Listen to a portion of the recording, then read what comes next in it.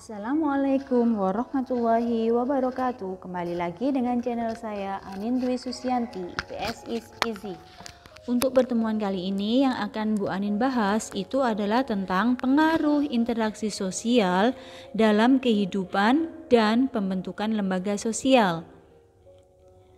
Nah, pengaruh interaksi sosial terhadap kehidupan itu bisa dilihat dari 3 sisi, yaitu di bidang sosial, ekonomi, dan budaya.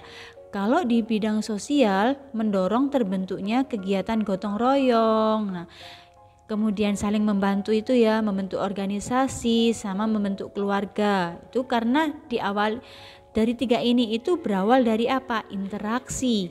Kemudian kalau di bidang ekonomi itu mendorong terbentuknya kegiatan jual beli. Kenapa? Karena di situ itu ada kegiatan tawar-menawar dan menyalurkan barang, yaitu kegiatan distribusi. Dan berikutnya di bidang budaya itu akan mendorong akulturasi, kemudian asimilasi sama adopsi budaya. Masih ingat kan akulturasi itu mencampur 2 budaya baru, tapi tanpa menghilangkan budaya yang lama. Kalau asimilasinya itu muncul budaya yang baru. Sedangkan adopsi itu kita mengambil yang cocok sesuai budaya kita. Kalau difusi kemarin masih ingat ya, difusi itu merupakan sekelompok masyarakat membawa budayanya ke masyarakat yang lainnya. Itu ya, jadi pengaruh interaksi itu bisa dilihat dari 3 sisi ini. Kemudian interaksi sosial itu akan melatar belakangi terbentuknya lembaga sosial. Coba kita amati pada gambar berikut ini. Kalau kita melihat di situ ada kegiatan barter di mana 2 bapak-bapak ini melakukan barter. Barter adalah saling tukar menukar barang. Nah, di sini kenapa? Karena makanan itu merupakan kebutuhan pokok manusia. Akan tetapi manusia itu tidak dapat memenuhi kebutuhan pangan dengan kemampuan sendiri. Awalnya manusia itu saling tukar menukar barang atau barter untuk memenuhi kebutuhan hidup seperti tampak pada gambar ini ya.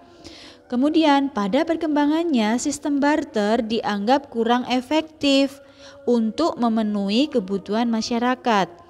Akibatnya masyarakat itu menciptakan uang sebagai alat pembayaran.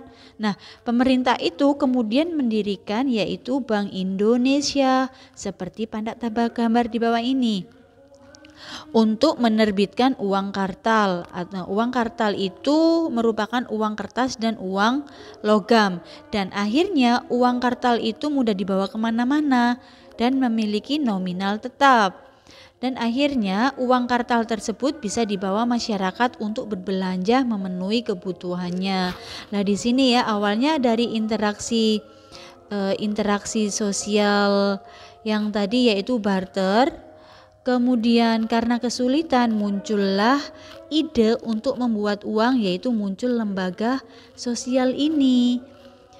Lah, hasil dari lembaga sosial itu tadi berupa uang sehingga bisa dibelanjakan oleh masyarakat untuk memenuhi kebutuhan. Nah, next berikutnya proses pembentukan lembaga sosial. Nah, proses pembentukan lembaga sosial tadi itu hampir sama sebenarnya dari poin 2 tadi, yaitu dari interaksi sosial hingga terbentuk lembaga sosial. Nah, ini ya, proses interaksi sosial ini biasanya tidak lepas dari kebutuhan untuk hidup dalam keteraturan. Lah, dari sini interaksi sosial itu akhirnya muncul norma sosial. Dari norma sosial akhirnya muncullah institusionalisasi dan akhirnya muncul lembaga sosial. Ini ada hubungannya sama poin 2 tadi.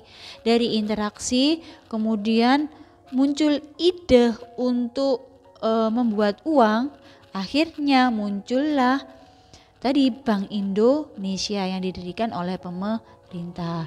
Nah, sekian dari Bu Anin untuk materi ini. Diakhiri Bu Anin, wassalamualaikum warahmatullahi wabarakatuh.